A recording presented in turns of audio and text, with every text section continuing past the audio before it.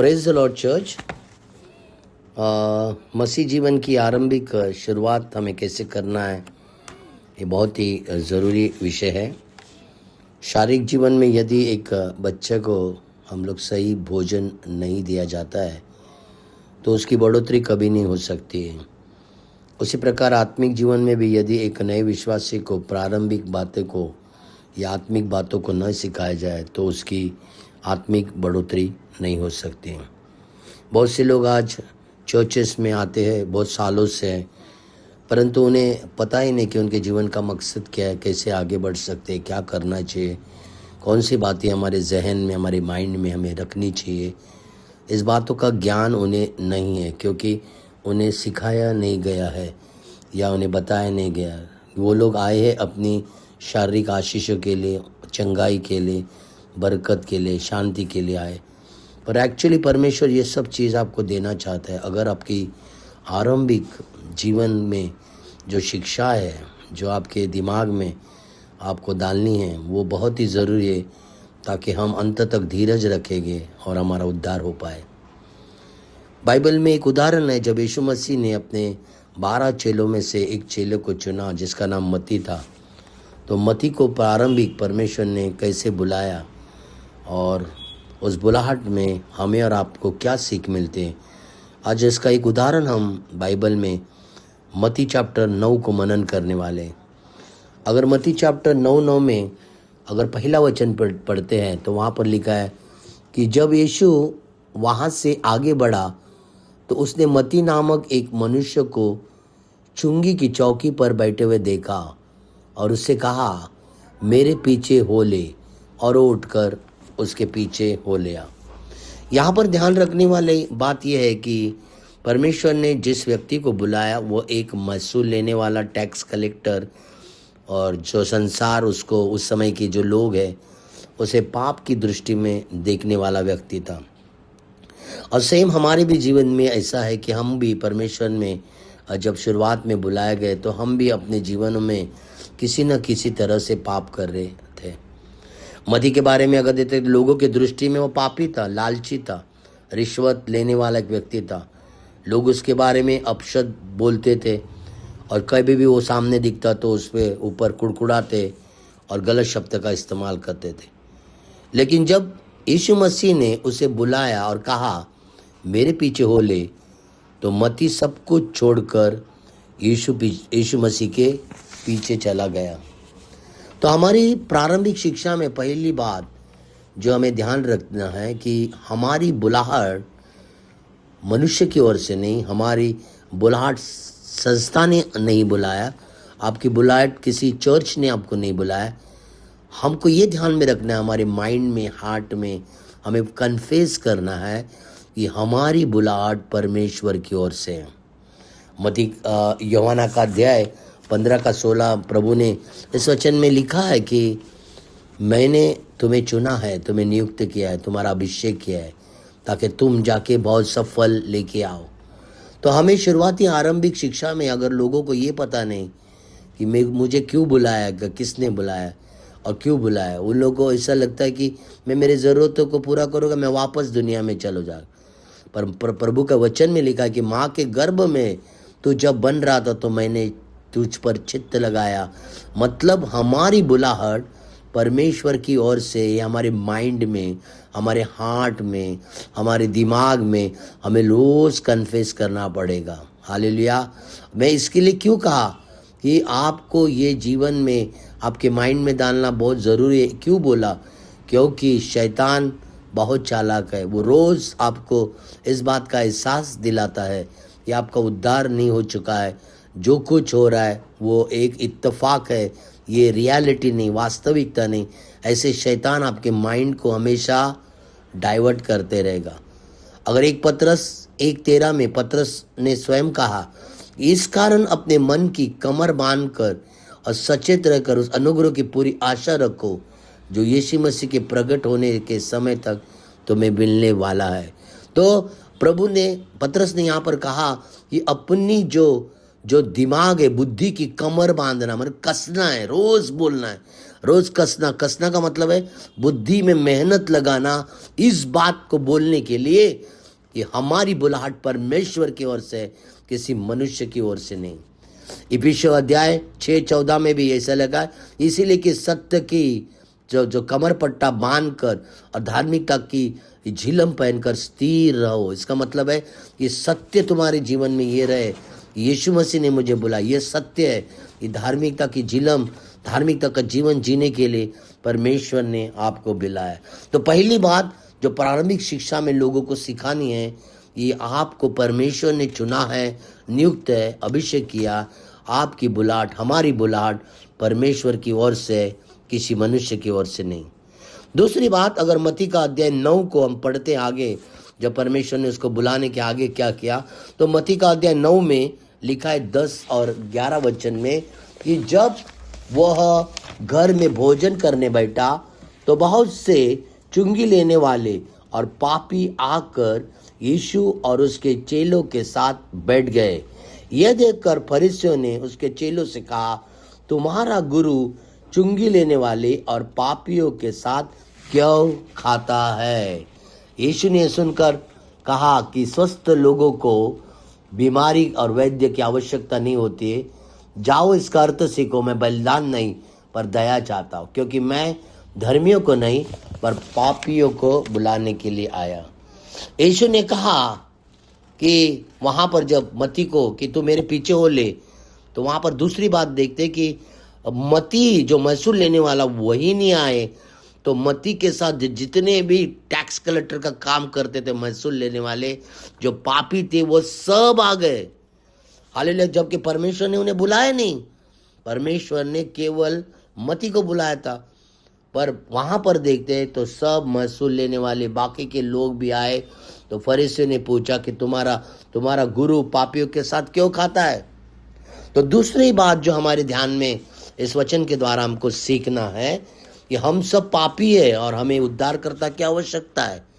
Hallelujah. मत्ती को जब एहसास हो गया कि मैं पापी हूँ तो चला, पर साथ ही साथ दूसरे लोगों को भी पता चला कि हम सभी पापी, हम जो काम कर रहे पापी है और हमें छुटकारा चाहिए, एक उद्धारकर्ता की आवश्यकता है। और वो उद्धारकर्ता यीशु मसीह है, जो पृथ्वी और आकाश के नीचे कोई दूसरा नाम नहीं जो हमें छुटकारा दे सकता, वो है यीशु मसीह। हालेलुया। तो हम सब पापी है, ये आपके रोज दिमाग में डालना कि हम पापी थे और परमेश्वर ने हमें, उद्धारकर्ता ने हमें बचाया है। हम सब पापी है और हमें उद्धारकर्ता क्या हुआ। दुनिया में जितने भी लोग हैं, चाहे किसी भी धर्म के, समाज के हो, परंतु सब कुछ लोग, एक एक व्यक्ति पाप से पैदा हुआ, क्योंकि आदम और हवा ने पाप किया, उसके जनरेशन ने पाप किया, पाप बहता गया यहाँ तक आया, आज तक इंसान पाप कर रहा है।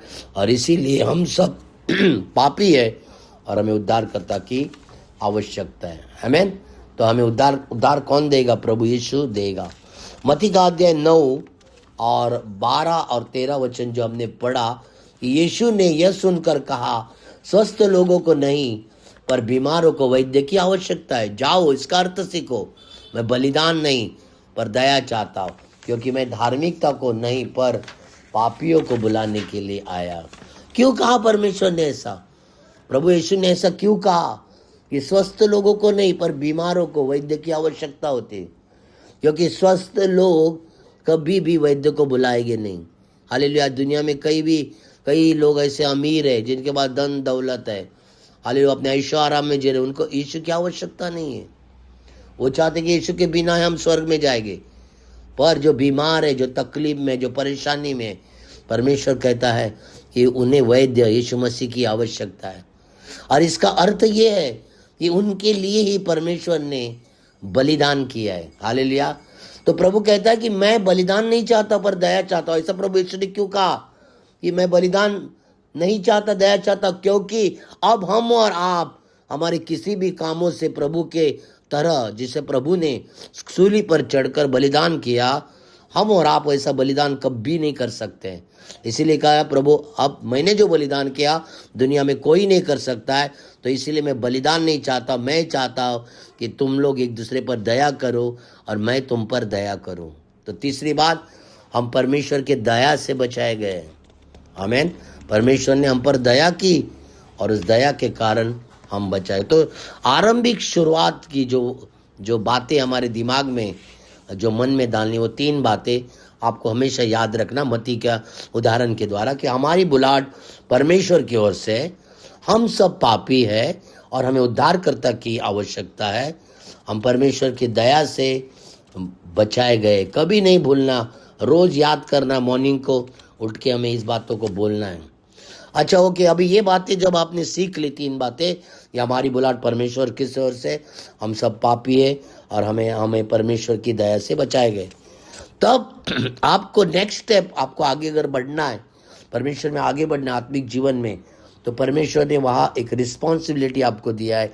वो है मत्ती का अध्याय 9 का, प्रभु ने कहा 14 वचन ने, तब यूहन्ना के चेले उसके पास आकर कहने लगे, हम और फरीसी उपवास करते, पर तेरे चेले उपवास नहीं करते। हालेलुया। मसीह जीवन की शुरुआत में अगर हमें आपको स्ट्रांग बनना है, तो आपका जीवन प्रार्थना और उपवास का होना बहुत ही जरूरी है। मैंने यहाँ पर उपवास का जिक्र किया है, पर उपवास के साथ हमेशा याद रखना प्रार्थना जुड़ा है। जैसे स्तुति के साथ आराधना जुड़ा है, दान के साथ दसवांश जुड़ा हुआ है, प्रभु भोज के साथ दसवांश जुड़ा है, वैसे ही प्रार्थना के साथ उपवास जुड़ा है। तो अगर एक व्यक्ति प्रभु में आरंभिक शिक्षा उसको मिल चुकी है कि हम प्रभु से दया से भी बचाए गए, हम पापी है और परमेश्वर ने मुझे बुलाया, ये बात को जब पता चलता है, तो आप नेक्स्ट कदम जो उठाते हैं, जो आपकी बढ़त के लिए, वो है आपके जीवन में उपवास और प्रार्थना हमेशा होना चाहिए। अगर प्रार्थना और उपवास नहीं है, तो मसीह जीवन में हम ठंडे बैठ सकते हैं। हालेलुया। तो यहाँ पर यूहन्ना के चेले हैं, वो क्या बोल रहे हैं? यूहन्ना के चेले और यीशु मसीह के चेले के साथ बोल रहे हैं कि अरे यूहन्ना, हम चेले और फरीसी उपवास करते, पर यीशु मसीह तेरे चेले उपवास क्यों नहीं करते? तो याद रखना कि जब भी आप उपवास करते हो, आपको दूसरों के साथ तुलना नहीं करनी, आपके उपवास की तुलना नहीं करनी। बहुत से लोग उपवास की तुलना करते, पर हमें तुलना नहीं करनी चाहिए।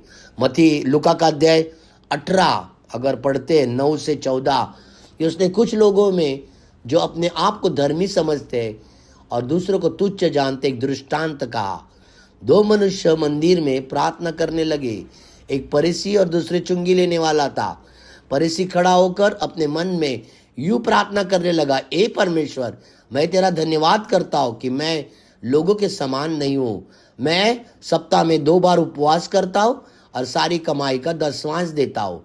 परंतु चुंगी लेने वाला दूर खड़ा होकर अपनी छाती पीट कर कहता रहा, ए परमेश्वर, मुझ पापी पर दया कर।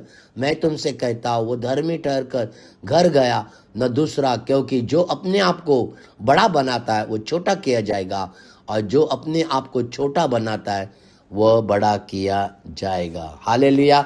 हमें याद रखना है कि हमें किसी के साथ तुलना नहीं करना चाहिए। हालेलुया। क्यों? फरीसी घमंड कर रहा है कि मैं प्रार्थना कर रहा हूँ, मैं 10वांश दे रहा हूँ, और वो चुंगी लेने वाला शान नम्रता से है। तो हमें याद रखना है कि जब भी हम उपवास करते हैं, तो हमें दूसरों के साथ तुलना नहीं करना है। मत्ती का अध्याय 9 और 15 वचन को पढ़ेंगे। यीशु ने उनसे कहा, जब तक दूल्हा उनके साथ है वे शौक नहीं करते, परंतु वह दिन आएगा जब दूल्हा उनसे अलग कर दिया जाएगा, तब वो उपवास करेंगे। तो याद रखना कि जब आप उपवास करते हैं, तो उपवास दिखावे के लिए मत करना। एक, तुलना मत करना। 2, उपवास आपको दिखावे के लिए नहीं करना है। हालेलुया। उपवास हम दिखावे के लिए नहीं करना है। प्रभु ने कहा मुंह पे उदासी कर रहते हैं। प्रभु ने बोला जब भी तुम उपवास करो, मत्ती का अध्याय अगर 5 पढ़ोगे, 3 और 4, धन्य है जो मन के दीन है और स्वर्ग का राज्य उन्हीं का है। धन्य वो जो शोक करते, क्योंकि वह शांति पाएगी। प्रभु ने कहा उपवास करते समय अगर तुझे शौक ही करना है, तुझे उदास होना ही है, तो तू शौक किस बात का कर? अपने पापों के लिए शौक कर। हालेलुया। जो तूने पहले पाप किए, तो उपवास के समय उस पापों को याद कर, और जब तू उपवास करेगा तो प्रभु ने कहा कि तू आनंदित रहे। हालेलुया। अपने सिर पर तेल मल, अपने मुंह को धो। हालेलुया। दो लोग तुझे उपवास ही नहीं जानेगा, और जब तू आनंदित रहेगा, मतलब तू जब तक, प्रभु कहता है कि जब तक दुल्हा उनके साथ में है, क्या वो शौक कर सकते हैं? हालेलुया। इसका मतलब है कि हमेशा अपने उपवास में हमें आनंदित होना चाहिए। जब दूल्हा जाएगा तो शौक करेंगे, तो शौक किसके लिए करना है? अपने मन को दीन करने के लिए, या अपने मन में कोई किसी के प्रति कड़वाहट न रहे। मन का दीन करने का मतलब है अपने हृदय को शुद्ध रखना, खाली रखना, ताकि परमेश्वर की पवित्र आत्मा उधर काम करे। और शौक करने का मतलब है ये अपना जो पुराना पाप है, उस पापों के लिए प्रभु के सामने रोना, पश्चाताप करना, प्रभु से प्रार्थना करना कि प्रभु मेरे पापों को क्षमा कर, मैंने जो तुझे जानने से पहले के उन पापों से मुझे क्षमा कर। हालेलुया। तो हम क्या देख रहे हैं कि जब तीन बातें हमें पता चलती है कि प्रभु परमेश्वर ने मुझे बुलाया है, मैं पापी हूँ, मुझे उद्धारकर्ता क्या आवश्यक है, और मैं परमेश्वर की दया से बचाया गया, तो मुझे उपवास करना है, और उपवास में तुलना नहीं करना है। और दूसरी बात जो बोली कि उपवास करते तब तुम्हें आनंदित रहना है। तीसरी बात, उपवास में अगर शोक करना है तो आपको शोक करना है कि अपने पुराने पापों के लिए शोक करना है, और साथ ही साथ मन को दीन करने का मतलब है अपने आप को खाली रखना है। मत्ती का अध्याय 9 और उसका 16 वचन अगर पढ़ते हैं तो वहाँ पर परमेश्वर ने हमें कहा है कि हमें कैसे करना है। यहाँ पर हम 9 का हम 16 वचन को पढ़ते हैं। कोई मनुष्य नया कपड़े का टुकड़े में पुराने वस्त्र में नहीं लगाता, क्योंकि वो टुकड़ा वस्त्र को फाड़ देता है और फटना भी बुरा हो जाता है। इसका मतलब क्या बोल रहे हैं परमेश्वर? इस वचन का आत्मिक अर्थ को समझना है कि अगर किसी मनुष्य का एक वस्त्र बीचों बीच फट गया है और वो दिखाई पड़ रहा है, तो अगर वो उस पर नया कपड़े का एक सिलाई लगाएगा, तो जब वो कपड़ा डालेगा तो कपड़ा जब तानेगा तो फट जाएगा और दिखने में आएगा, वो बुराई होगी, तो वो नहीं चलेगा। तुम्हारा पुराना कपड़ा क्या है? यशाया अध्याय 58 4 और 5। तुम्हारा पुराना उपवास क्या है उसके बारे में। पुराना कपड़े का मतलब है तुम्हारा पुराना उपवास। तुम कैसे उपवास करते थे? यशाया 58 4 5 में देखो, तुम उपवास तो झगड़ते, विवाद करते थे और दुष्टता से मुट्ठी मारते। ऐसा उपवास करने तुम्हारी आवाज ऊपर नहीं सुनाई जाती, क्योंकि ऐसा उपवास जिस मैं चाहता हूँ ये मनुष्य अपने प्राण को दुख दे, सिर झुकाए, टाट बिछाए, ये परमेश्वर को भाने वाला नहीं है। हालेलुया। परमेश्वर कहता है कि कैसे उपवास करते थे तुम। पहला याद करो, तुम लोग उपवास कैसे करते? झगड़ा करते थे, दिखावा करते थे, बाहरी धार्मिकता का जीवन था। प्रभु बोलते हैं कि वो वस्त्र को वो जो हमें फाड़ देना है अभी। हालेलुया। क्योंकि उसके ऊपर, अभी प्रभु बोलते हैं कि उसके ऊपर जो पुराना जो स्वभाव था झगड़े का, उपवास के समय हम झगड़ा करते थे, लोगों को तुच्छ जानते थे, लोगों के साथ हम गलत व्यवहार करते थे, हम उपवास में झगड़ते थे, लड़ते थे। प्रभु बोलता है कि अब वो पुराने वस्त्र पर अगर तू नया उपवास का पैच मारेगा या उपवास का टुकड़ा लगाए तो नहीं चलेगा। नया उपवास क्या है? नया उपवास, नया कपड़ा क्या है? सच्चा उपवास ये है कि अन्याय के बंधनों को खोलना, जुए को तोड़ना, पीड़े को स्वतंत्र करना, भूखों को रोटी देना, दीनों के घर जाना, नंगे को वस्त्र पहनाना। तब तेरा प्रकाश उषा के समान फूट निकलेगा। तू पुकारेगा, परमेश्वर उत्तर देगा। तू दुखियों की सहायता करेगा तो अंधकार में प्रकाश होगा। यहोवा तुझे निरंतर मार्ग दिखाएगा, तो उजड़े स्थानों को फिर बसाएगा। यशाया 58 6 से 12 वचन को मैंने पढ़ा। इसका मतलब है कि पुराना उपवास में नया उपवास नहीं मिला सकता है आपको। अभी प्रभु कहता है कि परमेश्वर में अगर बढ़ना है तो पुराना उपवास जो झगड़े का था, दिखावा का था, वो बाहर फेंक दो। और अब परमेश्वर ने जो तुम्हें नए वस्त्र पर दिए है, वो नया कपड़ा जो धार्मिकता का उपवास है, वो है कि लोगों को अन्याय, जो लोग हैं जिन पर अन्याय होते उनको मदद करो, पीड़ितों को स्वतंत्र करो, भूखों को रोटी दो, दिनों के घर जाओ, नंगे को वस्त्र पहनाओ। तब कहता है कि मेरा प्रकाश तुम पर उजाला हो गया। हालेलुया। तो उपवास में ये महत्वपूर्ण बात है कि जैसे पुराना उपवास करते थे, खाना पीना सोना, खाना पीना सोना। हम सारे लोग जो हिंदू बैकग्राउंड से आए, हमारा उपवास ऐसा होता था, हम प्रार्थना नहीं करते थे, वचन नहीं पढ़ते थे, कुछ भी नहीं करते थे। सिर्फ हमारा उपवास मतलब जो चीज़ चाहिए तो वो बोलते थे, और हम लोग क्या करते थे, रात दिन सो जाते थे। खाने के 4 बजे 3 बजे क्या डिश बनाने का कितना, और रोज से ज़्यादा डिश बनाते थे। और ये उपवास जो पुराना वस्त्र है, प्रभु बोलते हैं उसके ऊपर अब तुम धार्मिकता का उपवास मत लगाना, नया कपड़ा मत लाना। तो क्या करो, पुराने वस्त्र को फाड़ दो, पुराना जो उपवास है उसको छोड़ दे, लोगों के प्रति कड़वाहट, हृदय में कड़वाहट छोड़ दे। अब तू क्या कर, तू जो खाना है उपवास के दिन, जो खाना बना है वो गरीबों को जाके दे। कितने लोग ऐसे करते हैं, सच बोलो। आपने कई बार परमेश्वर में भी आपने उपवास किया होगा, मैं मानता हूँ, परंतु आपने ऐसा उपवास किया कि आपने जो घर में खाना बनाया, चल आज महीने मेरा उपवास है, मैं दूसरों गरीबों को जाके देता हूँ। ऐसे बहुत से कम लोग आपको इस पृथ्वी पर मिलेंगे। हालेलुया। मत्ती का अध्याय 9 का 17 वचन, नेक्स्ट पॉइंट प्रभु ने कहा, परमेश्वर ने वचन पढ़ता हूं मैं, कि नया दाखरसों में नए मशक भरा जाता है। पुराने दाखरसों में प्रभु कहता है कि पुराने दाखरस की जो थैली मशके का अर्थ है कि चमड़े की थैली जिसमें दाखरस डाला जाता है। तो बोलते हैं पुराने मशके में नया दाखरस नहीं डाला जाएगा। क्यों नहीं डाला जाएगा? वो फट जाएगा, क्योंकि पुराना तुम्हारा जो रीति रिवाज है, पुराना रीति रिवाज है। बहुत से लोग क्या करते, पुराना रीति रिवाज में भी है और नया यीशु भी चाहिए और दूसरे भी उसको चाहिए। तो बोलता है कि उसमें तुम शारीरिक काम जो कर रहे थे, जो शारीरिक काम है, ये पुराना दाखरस है। तो पुराने दाखरस में पुराना जो मस्का है वो सहन करता है, पर अगर आज तुम्हारा दाखरस नया है और पुराने मशके में डालोगे तो मशका फट जाएगा, क्योंकि जब भी नया दाखरस बनता है उसमें झाग होती है, उसमें गर्माहट होती है। वो क्या कर देता है, वो मशके को फाड़ देता है, वो थैली को फाड़ देगा। वैसे शरीर के काम करते करते अब आत्मा के काम कभी नहीं कर सकते हो। शरीर के काम अगर आप कर रहे हो तो आपको स्टॉप करना चाहिए।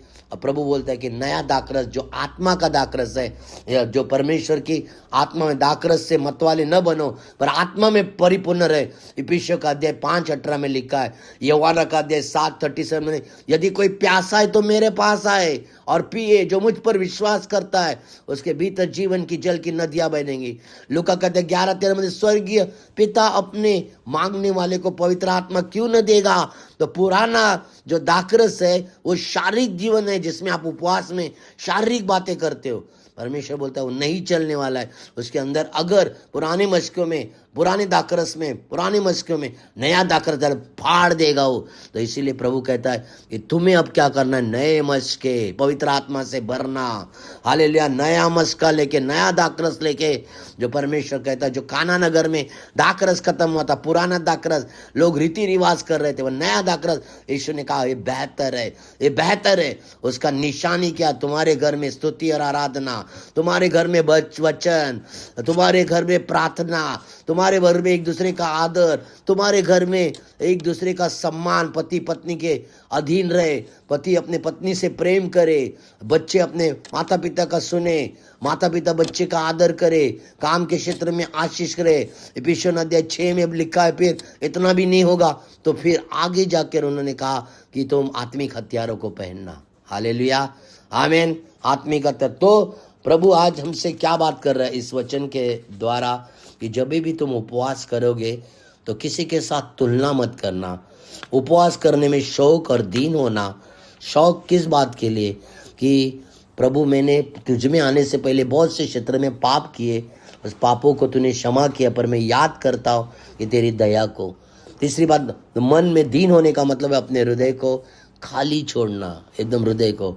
और फिर प्रभु कहता है कि तुमने जो उपवास रखा है वो उपवास में तुम्हें आनंदित रहना चाहिए, तुम्हें दुख नहीं दिखाओ ना, आज मैंने उपवास रखा है, आज मेरा रोज़ा है, कौन पूछेगा मुझे रोज़ा है, ऐसा मन करना, परंतु आनंदित रहना, किसी को नहीं दिखाओ, नहीं आज मन नहीं खाने का, ऐसे बोल सकते आप। आज नहीं, आज थोड़ा डाइटिंग है, ऐसा बोल सकते हैं, पर मैंने उपवास रखा है, मुझे कुछ नहीं चाहिए। ये फरीसी सदूकी लोगों के जैसा हो गया। हालेलुया, हमें भी प्रभु कहता है कि उपवास करते मतलब पुराने वस्त्र पर नए पैच नहीं मार सकते, आपको पुराना वस्त्र फाड़ देना चाहिए। पुराना वस्त्र, यशाया में लिखा हुआ है कि उपवास कैसे करते थे, अभी उपवास कैसे करना है। और फिर हमने देखा कि यहाँ पर लास्ट जो प्रभु ने कहा कि नया दाखरस में पुराने मशके में नहीं रखा जाता है, नया दाखरस पवित्र आत्मा के जीवन में भरना है। हमें हालेलुया। अब आपको मैं बोलना चाहता हूँ जो मेन जो मेरा उद्देश्य है कि प्रारंभिक शिक्षा पाने के बाद जब आप उपवास प्रार्थना करते हैं तो उसका रिजल्ट क्या आता है। मत्ती का अध्याय 9:18 से 25, मेरे पास समय नहीं, पर आप अगर इसको पढ़ेंगे तो याद रखना। मत्ती का अध्याय 9:18 से 25, वहाँ पर दो स्त्रियों को, एक लड़की थी, एक स्त्री थी, उसको प्रभु ने चंगा किया।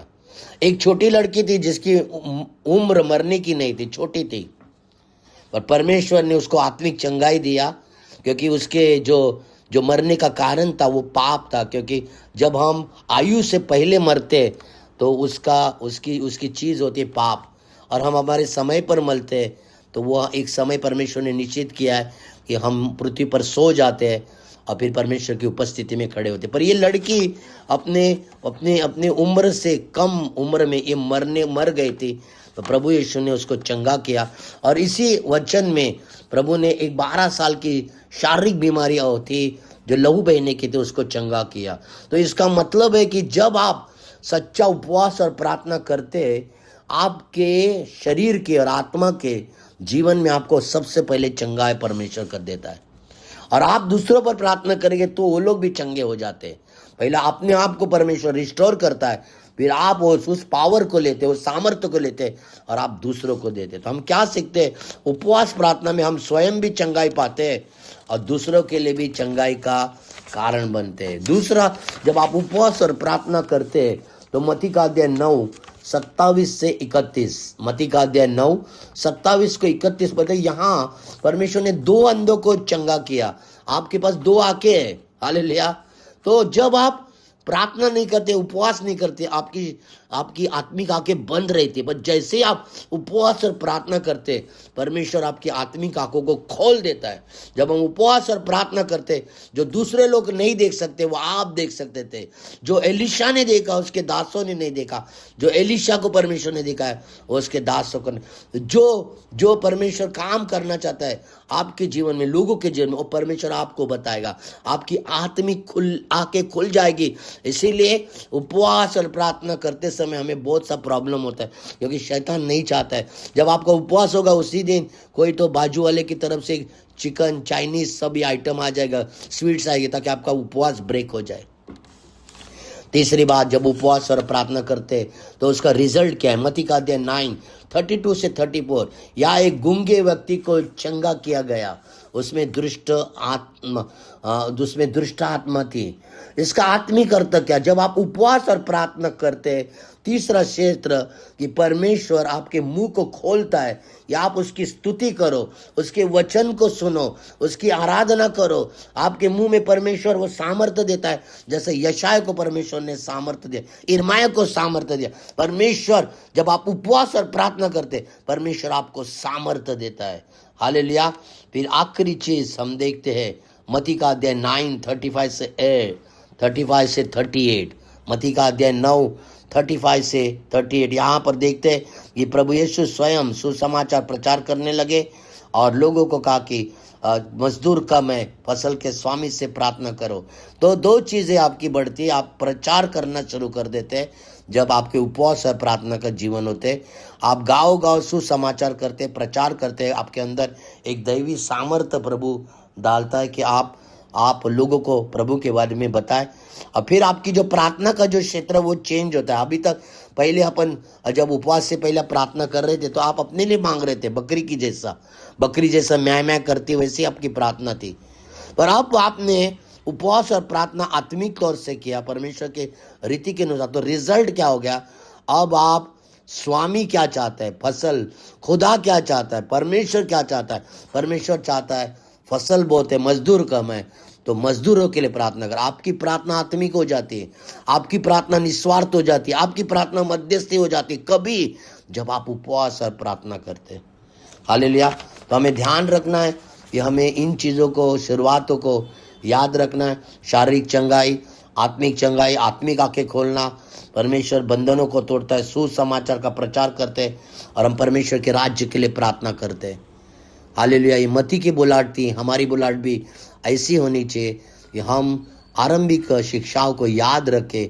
जो इब्रानी का अध्याय जो 6 में जो लिखी वो आरंभिक शिक्षा ने, पर मसीह के फाउंडेशन को मजबूत करने लिए, अपने माइंड में रोज बोलने के लिए इन बातों को, ये एग्जाम्पल है हमारे लिए कि परमेश्वर ने मती को किस तरह से बुलाया उसके राज्य के लिए। प्रभु आप सभी को इन वचनों से आशीष करे।